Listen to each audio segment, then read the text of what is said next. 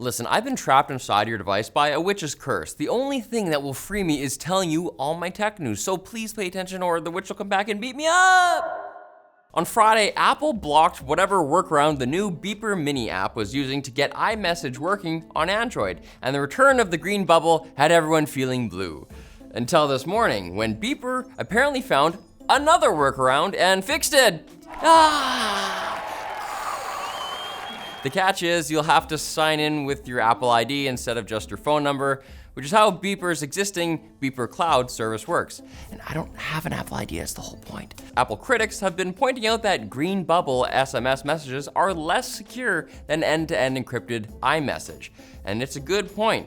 Blocking a service that allows sons to safely message their moms without having to buy them iPhones sort of contradicts the privacy-first persona Apple has developed by, for example, commissioning an independent study to emphasize the importance of end-to-end encryption. But to be fair to Apple, they've already agreed to add support for the RCS messaging protocol used by Android sometime next year. So why can't users just wait a few months or, and we'll say it again, buy your mom an effing iPhone? Apple claims that Beeper Mini exploits fake credentials to access iMessage using techniques that can lead to spam and phishing attacks. But Beeper has said that they'd be willing to have a third party examine their source code for security holes.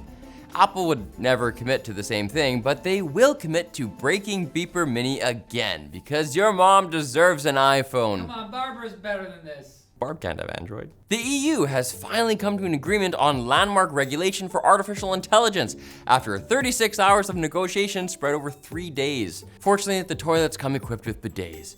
Otherwise, negotiation could have gotten ugly. The Artificial Intelligence Act marks the world's first comprehensive legislation for the use of AI, governing divisive issues like predictive policing and facial recognition. One policy I'm guessing no one was divided on is the law's ban of social scoring systems meant to evaluate citizen compliance. Unfortunately, this ban is a huge blow to Europe's young adult writing community, who relied on the possibility of such a system to make their lazily written dystopias somewhat believable. Another unhappy group is Amnesty International, who, downers, expressed their disappointment that a full ban on facial recognition was not implemented, as they believe this would set a precedent for the rest of the world.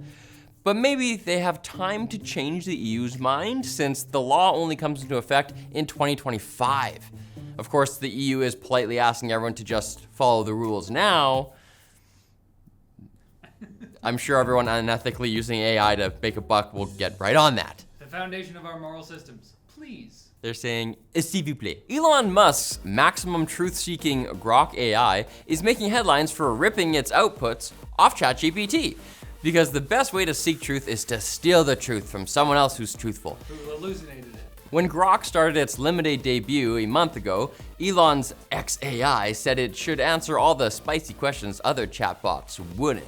Yet when Twitter enthusiast and young adult novel protagonist Jax Winterborn tried to get Grok to modify some malware, ostensibly for security testing, the chatbot refused. Not because of its own policies, but because assisting in the creation of malware goes against OpenAI's use case policy. My friend wouldn't like that. Igor Babushkin, which is not a fake name, I swear, from XAI, said this is because they trained Grok on large amounts of web data and the web is full of ChatGPT outputs. This is interesting because some research suggests large language models trained on random AI-generated content suffer irreversible defects, though curated synthetic training data can have the opposite effect. Now, Grok can act as a real-world experiment demonstrating the effect of non-curated synthetic training data on an LLM, or at least it will as long as Elon stops scaring advertisers away from Twitter. We can tweet a little bit more. Cybertruck! Now it's time for Quick Bits, brought to you by Vessi, who wants to fix your relationship with rain.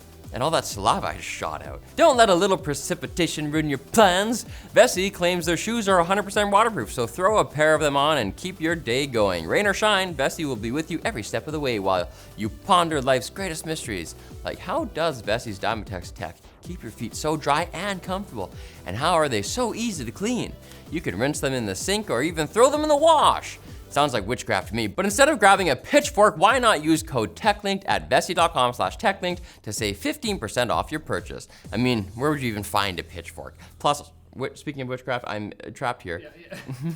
You're doing great. We just gotta make it through these last quick bits and I can finally re-enter a state of corporal being for long enough to use the bathroom.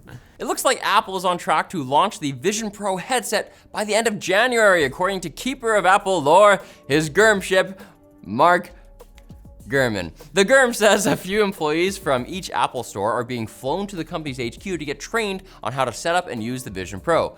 Those workers will then return from Mount Sinai with stone tablets upon which shall be written the divine commandments concerning how to sell AR goggles to moms. The stakes are high. Apple's the richest company in the world, and if this launch doesn't go well, it will probably still be that. They'll be embarrassed. An embarrassment of riches. MSI Japan is offering an apology and a refund or a replacement to users impacted by faulty pumps in 4 of its MAG core liquid e-cooler models. According to a translation of the press release, when operating between 1600 and 1800 RPM, the impeller in these faulty pumps would make contact with the pump's cavity. How can you make contact with a hole? Causing these coolers to be much, much louder than intended. However, this appears to be an issue with quality control rather than an overall flaw in the design. It's unclear why this was only announced by MSI Japan. Maybe it's an issue limited to a single region, or maybe they're only sorry in Japanese. Wakaranai. Maybe that's right. Apple again is reportedly planning to financially incentivize musicians to record in Dolby Atmos, an immersive surround sound format that many popular music streaming services, including Spotify, don't even support, but Tidal does. According to Bloomberg